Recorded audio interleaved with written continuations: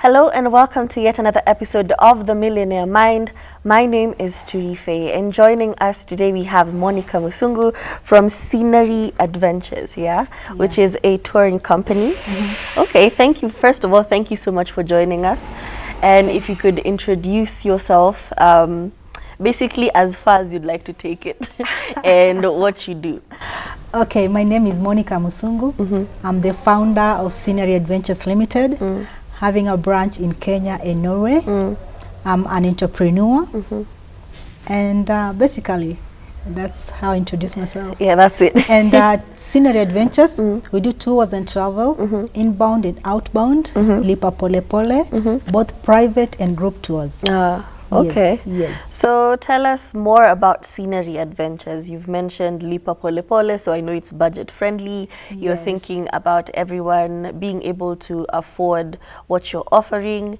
So would you expound more about what you do at Scenery Adventures? Okay, Scenery Adventures, we do hotel booking, holiday packages, air tickets, furnished apartments.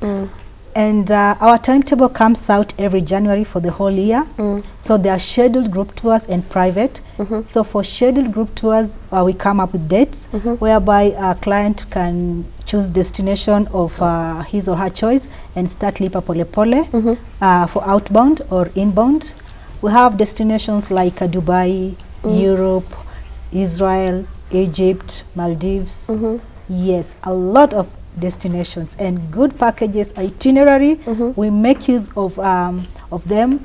Like when we go for group tours, we give them a lot of activities that when they come back with memories. Yes. Okay. Yeah. I get the essence or the importance of having a travel company, but how do you convince a client that you need us? Because I'm thinking from my point of view, I can easily get on the internet and do things for me. Why do I need a travel company? Number one, a travel agent will hustle for you. And a travel agent will reduce your hassle in that, for example, I can give example of a client going to Europe, booking her accommodation in Europe. In Europe, we have a language barrier. And then, like, you're booking accommodation, you really don't know the place. Exactly. And transport is very expensive in Europe. So a travel agent will make sure that you have an airport transfer. Your activities are going as per your schedule. And there's a tour guide who knows your language. And that's why a travel agent comes in handy when it comes to traveling. Okay, awesome. Thank you. So could you tell us a typical day in your work life? How does it go from morning to evening? Oh my God. Okay, from morning, of course, I start my day at 5. And I report at work either at 5 or at 9. I always have to-do list because to-do list has to guide me on what to do. And during the day we have, of course, calls. Those who want quotations, those who want just to know what you're doing, as in they want quotation, then they disappear. We have such kind of people. And then also, like, I might sleep either even at 9 a.m., at 9 a.m., sorry, in the morning, because I have clients who have emergencies during at night. And I'm always available 24 hours to help in such situations. You know, traveling industry, you never know. Maybe your flight has delayed or your flight has been changed, or there's something that has come up, you're not going to travel, such things. Like, let's say during COVID, we had a lot of hiccups. And those are the times that a travel agent came in handy, because when your flight has been cancelled, the travel agent has to advise you. And has to change your ticket, has to advise you what you need to do while going to that country. So in my day-to-day life, I solve problems. I solve travel problems. And I love solving problems. I've mastered how to solve problems, and I'm proud of solving those problems. Okay, awesome. And you have mentioned COVID. So how were you able to maneuver it? Would you say, was it a different experience before COVID, during COVID, and now after COVID? What has changed in the game, basically, and how are you able to overcome those challenges? Before COVID, I can tell you we were relaxing because COVID has taught us a lot. COVID has made people to go to digital world. where everything is digital. So a travel agent has to up his game to go to a digital way. For example, social media has come up whereby you can market yourself on social media, and also check on what is trending. And after COVID, during COVID, I came up with the idea like I need to change my game. I was doing more of inbound. Yeah. So I traveled most of our time during COVID, different countries. It was cheaper then. One, cheaper. Yeah. Number two, getting partners on the ground to work with, because that was the best time to travel. So I really traveled different countries, making the partnership. And while now I was doing that, after COVID now I started doing the outbound because I had partners on the ground, and I know what exactly these people are going to do in the destination, because I had to study first a destination before I make an itinerary. So COVID has taught me to do all these things that we are supposed to prepare ourselves in the digital world, and also going out of our way to travel, solving the problems like Lipa Pole Pole, because what one up is that people don't have money during that time. You have to solve these problems. People can pay, for example, 10,000, 20,000. By the time the trip is ready, this person has already cleared the balance. At least you is that when they pay at once, trust me, people still don't have money to do that. Okay. And you have mentioned how you're based both in Kenya and Norway. First of all, did you live there and then come back? And what was the motivation to start Scenery Adventures? Actually, I stayed in Norway for 2 years, and I resigned, coming back. Then when I came back is when I founded Scenery in 2008. And later we incorporated Scenery Adventures in 2013 with my partner in Norway. In fact, I was in Norway 1 month ago.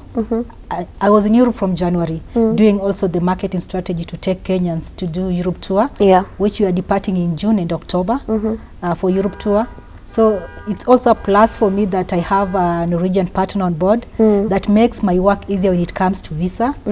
And also, you see, when you go to these embassies and they see this is an international company, they also, the name also sells itself. So that's advantage on my side as well. Yes. Okay, so what was the motivation to start? What was the genesis of Scenery Adventures? I started dreaming when I was 12 years old. I never wanted to be employed. I wanted to employ people, to create employment. And during when I was growing up, I was rebellious. I didn't want anyone to tell me what to do. I wanted a bossy life, but not that bossy that telling you have to do this. I wanted to be a leader. And this leadership motivated me to be who I am today. I started as a waitress in a Bounty Hotel, but later when I went to Norway, I started doing tourism, and from there I didn't want to be employed anymore. It's understandable. I was like, I want to be an entrepreneur. I want to change lives. I want to make an impact in a society. I want to be that a lady that can tell other girls that you can do it, even if you came from a background that is a poor background, but still you can make it. Your dream is valid. And I believe in dreams. And what would you say is a challenge or challenges that you have faced, especially as a woman in the tourism sector?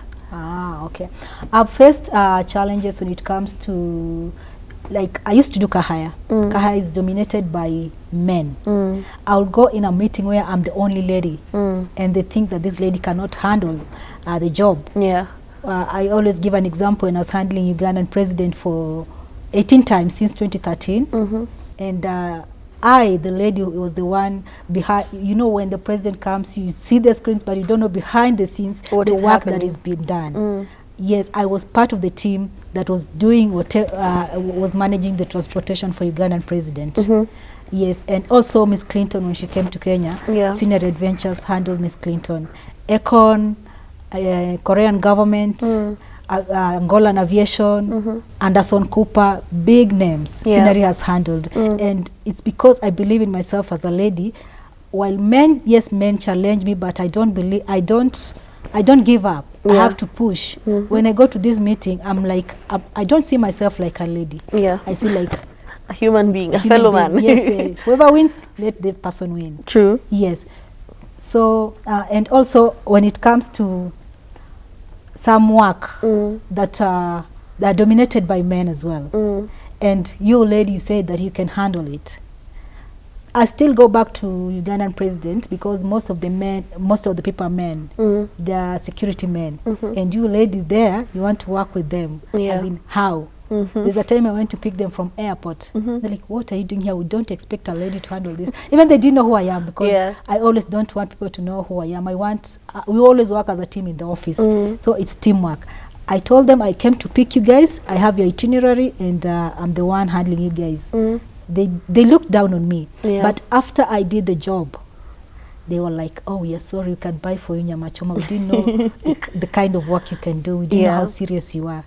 So, but I believe that as we are growing, the things are changing. Men are trying to realize that ladies can also do what they can do. True. Yeah. Okay. And would you say that starting this company was a passion project, or did you see it as an opportunity to make money, or have you just always been very passionate about travel and connecting people between different countries? I love my job. I love traveling. And sometimes we make losses. It's not about making money. It's about making people happy, changing lives through tourism. Because whatever I do with passion. I go out of my way to make sure our clients, they are comfortable, they're okay with whatever they're doing. And it's about the passion. Okay, I love serving people. And in tourism industry, it's about serving people. True. And I serve people wholeheartedly. Even if you check my social media and how people join our groups, you can see they have fun because I love serving people and I go out of our way to do that. Yes. Okay. And you've talked about inbound and outbound. Could you explain more about that? Okay. Inbound is, Kenyans going to tour locally. So we make packages for them, both private and groups. Also, those clients who are coming to Kenya from different part of the world, we handle that. That is inbound. Okay. Outbound, taking Kenyans out to the destination that I've mentioned. Yes. Okay. And apart from Europe, are there other destinations you cover? Yes. We do Europe, Dubai, Seychelles, Maldives, Singapore, Thailand. We do 20 destinations. 20 that's a lot. 20 destinations. Okay.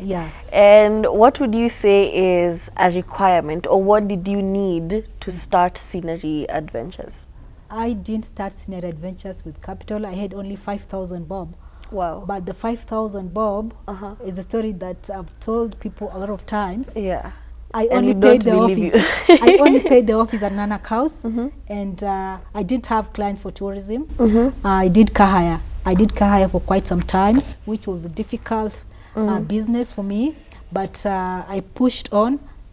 Of course, challenges. I failed 4 times. I closed office. I even at some point I did have accommodation, but I never gave up. I pushed on until who I am today. Yes. Okay. And would you say Kenya is, it's the hub for tourism mostly, but after COVID, and sometimes you get random terrorist alerts and terrorist cautions, especially from the embassies, and people are told not to travel to Kenya. Would you say it's over time become a less habitable environment, especially for tourists, or is it going higher? I don't know how I can answer that, but I believe in positivity. Even if the media highlight that something is happening or this decline of tourism, I always believe they will come.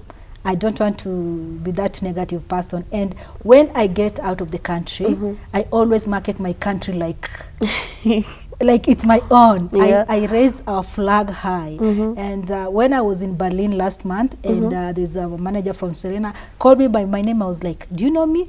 I know you from social media. You market our country so much. The government should recognize you. And I'm like, oh, I'm humbled. I didn't know about that. We were at ITB Berlin. Yeah. Because wherever I go, I carry Kenya with me. And I'm proud of my country. And I love my country so much that I cannot stay outside there. Exactly. Yeah. You always come back. Yeah, I always come back. Okay. Yeah. Now coming back to the business perspective, how do you make sure that at the end of the day you have met the goals that you set out for yourself? You said, you know, personally you have a to-do list, but now for your business, there are certain goals that you want to achieve, whether, you know, regardless of what happens, external factors like decline in tourism, maybe people are a bit strapped for cash, or global catastrophes beyond your control like COVID. How do you make sure that at the end of the day I have met the goal for the business, or I have just come a bit close to meeting that goal? Okay, like I said, to-do list. To-do list help me to get focused. And this to-do list, we work it as a team in the office. And everyone in the office has a target. For example, we can say in this month, we only need like minimum this number of clients, and then we are sorted. At least even if the business is down, but we have a minimum number of people. Like we do visa processing, we do air tickets, we do tours and travel, and at least we have minimum. We always meet the minimum target that we have in the office, because we have referrals, clients who go with us out for holiday. They refer us to their friends through social media, and we get inquiries. We follow up, and we do a to-do list. We go through to-do list every morning. Every morning before you do anything else, every morning, so that we can be able to follow up the bookings that are pending, to push. And if a client is not comfortable with the quotation, we try to work within the client's quotation. So we try to push all those bookings to come through, but we always make our target, our minimal target we have to achieve every month. Okay. And let me now put you on the spot a bit. In your personal opinion, what would you say is more profitable, the inbound tours and travel or the outbound? Okay, low season, inbound is okay with us. During the low seasons, we always have losses as well. It's because we have to work within the budget, and we don't, maybe we only have the minimum number that we have in the office, that's it. We don't make more than the numbers that we expect to have. So those who are coming, the tourists, we do have good sales. Okay. And you have mentioned how you really market your country anytime you're outside of the country. And how would you say social media has revolutionized your business for you? Could you compare to maybe 5 years ago? First of all, how long has, you know, Scenery Adventures been in existence? Since it was incorporated is 9 years. We celebrated our anniversary on Tuesday. And when it was founded in 2008. Those are many years, around 14 years. Okay, so how would you say social media has revolutionized the business for you? It has, because social media, as long as we post something and we post it, it reaches a bigger number of audience. While before, it was about word of mouth, referrals, meetings, referral. It was difficult, but social media has made it. And also, for example, when I travel, number one, I always take a seat in the middle of the plane. I want to market to this guy and this guy. By the time we arrive at destination, these two people know about Scenery. Everywhere I go, I have my business card. I have to talk about Scenery. I have to talk about Kenya. And from there, I get people coming in. And even like the destinations we go, yes, I take Kenyans, but at the same time, I'm marketing my country. Yeah, that's what I do. And you mentioned how you have a passion for serving others and being in service to others. When it comes to now customer relations, do you find it sometimes a bit difficult to deal with people, because it's human beings at the end of the day? It can get a bit frustrating. So when dealing with people, sometimes with difficult clients, how do you maneuver such scenarios? you first, when you master your patience, you can handle anything. And I love those clients who challenge me, because from when they push me, I see things in a different way. Either I learn lesson or I correct something. But I love those clients who push me to the limits. And those are, at least when I get clients in a day who push me in a limit, I'm like, I learned something new from them. So I don't get tired of them. Yeah, I know it's human, as in you might feel like, oh my God, this client has gone to my toes. But at the same time, I'm like, I need this client, and I'm learning something from this client. This client has paid money, or she's going to pay money. She wants something as per her money. So it's me to be flexible to give her what she wants. So I always get such clients, but my attitude helps me a lot. I remember Dubai group, November. Oh my God, it was insane. Difficult, insane. You know, I had to calm myself and just to listen to them. But after the trip, they were like, oh my God, you are good with clients. As in, you are so patient with clients. And some were saying, we are sorry for pushing you beyond your limits. And I'm like, that is my job. Because groups, you have to be patient, because groups has different kinds of people, attitudes, but your patience with them will help you a lot. And you had mentioned earlier how you're always available, basically 24/7 for people to reach you, if they're stranded, if they're stuck somewhere. But at the same time, how are you able to maintain work and life balance? Because the balance is important. How are you able to maintain that? I would say my work is like, my life is my work, because I love what I do. And yes, my family understands me, because my briefcase is always ready to travel in case of traveling, and I'm always ready to attend to a client.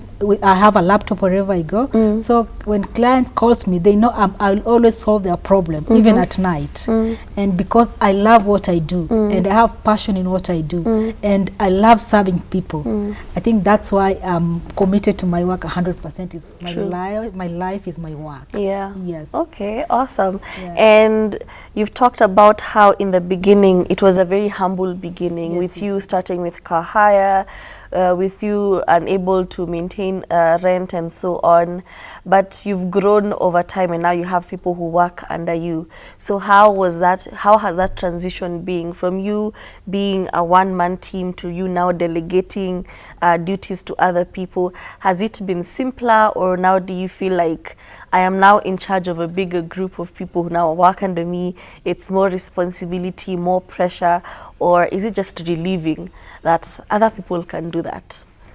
Okay, I believe in teamwork. In the office, no one is ahead of the other. It's a teamwork, and we always have meetings in the office. People to give ideas, and also I give ideas. So I always tell people in the office, it's not about me, it's the teamwork. So if you have an idea, just table it and let us work as a team. You can't believe it that I know every client that books with Scenery Adventures. All of them? All of them. Because I take my time to follow up. Like, for example, any booking that comes, it's on to-do list. And my first thing in the office is to go through the to-do list and to follow up the clients and to read emails, because all the emails are copied to me, even if no one is in the office. And that phone, I'm the one to receive the call. I'll give you the updates of your booking, because I'm always on toes with the bookings in the office. I work as there's no leader. We work as a team. That's what I encourage people, work as a team. And if you have a problem, just share with us, and then we see how we're going to solve it. And in the office, people are free. I don't check that what time have you arrived, as long as you finish your work. What was set for you. Because apart from the to-do list you have in the office, everyone has her own to-do list. So as long as you've cleared with their to-do list, I don't have a problem with you. That's it. You have freedom to work, but make sure you deliver. But don't mess with client, because it's not easy to get a client. But losing a client, making me lose a client, you see my true colors. So I'm always strict also. when it comes to taking advantage of clients. I protect my clients like I protect myself. Yes. You had mentioned earlier at the beginning of the show how sometimes people will just call for quotes and then you know they just call for information and then never contact you again. So how are you now able to convince them, listen, I hear you, is there a budget you're working with, how can we help? How do you convince them to come on board now? No, those people who ask for quotations, maybe they have in mind, they want ideas from you, but they don't tell you. So you're busy making all the options, all the quotations, send them to, and then they go quiet, they go silent. When you follow up, I know I got another options, I booked myself. When someone tells you like that, I've already booked myself through online. Yeah. They just wanted quotation from you. You get. We'll always get such people. They're always there. Yeah. I know it's not, as in it takes our time, but you never know. Maybe one day that person might come back. Yeah. Okay. And speaking of existing clients, how do you make sure that they always come back? How do you make sure they become a repetitive and consistent client to you? Okay, we have the email address that we follow up, and also WhatsApp. We follow up. We have the book that we have all the list of our clients. So, and I do follow up a lot. Yeah. As long as I have your email or your contact, I'll always reach out to you. Yeah. Yes. Okay. Yeah. And how are you taking advantage of tourism, especially here in Kenya? Okay. Lipa pole pole.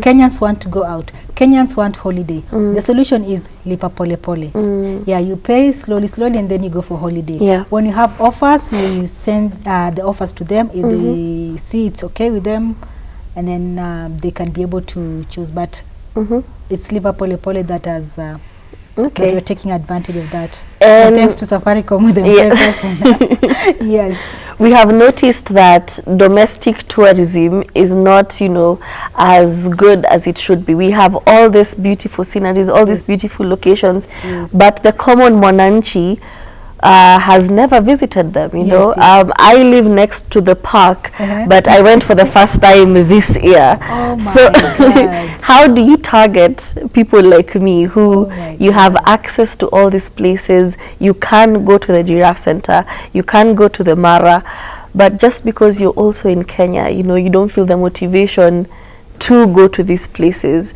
So do you feel like that is a gap, or that is a niche that you could explore, and are you looking into it? Yes. Thanks to social media, because many people come to realize all these things through social media.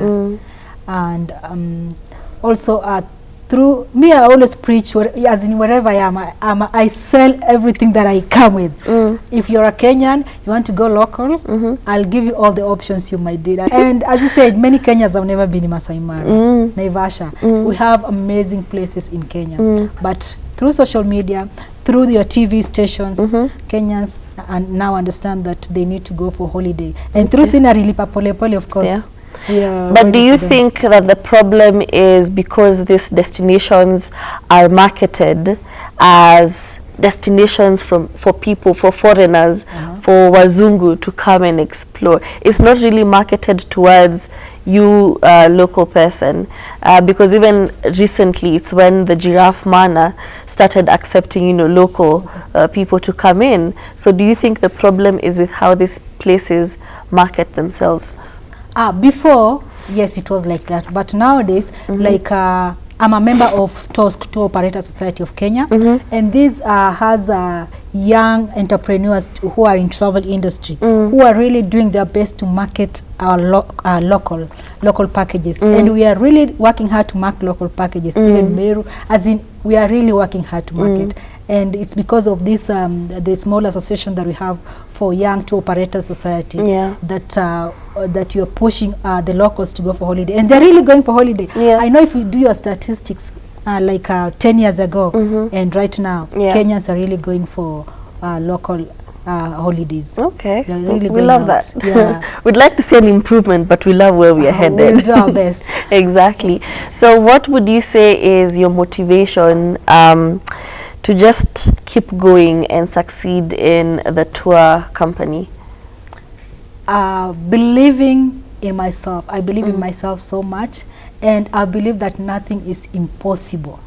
I can sell anything in travel industry, and I'm always positive, even if during COVID I didn't close my office, because I had to go out of my way, as long as it's connected to tourism industry, and make things happen. Like the government introduced online visa. We had to introduce visa online as well. We do visa. For example, also renewing passports. Those people who can't renew passport online, Scenery can do it for you. So it's about thinking out of the box. So what more can you offer? What can you offer? And mastering how to solve problems. If you master how to solve problems, you'll always be motivated, because you'll want to solve a lot of problems every day. So that is motivation to me. Yeah, solving problems and believing in myself. So what advice would you give to somebody who's watching you right now and has this idea and this dream and doesn't know how to execute it and is being inspired by you right now? That person, start with what you have. Your knowledge. Start with whatever you have. It might be small, every step at a time. It might be small, but trust me, you'll get there. Every dream is valid. Just go for it. Push, open, the doors will open if you push. But if you don't, you'll still be there. So keep pushing, believe in yourself, start with whatever you have. You'll get there. Awesome. Thank you so much for joining us for this conversation.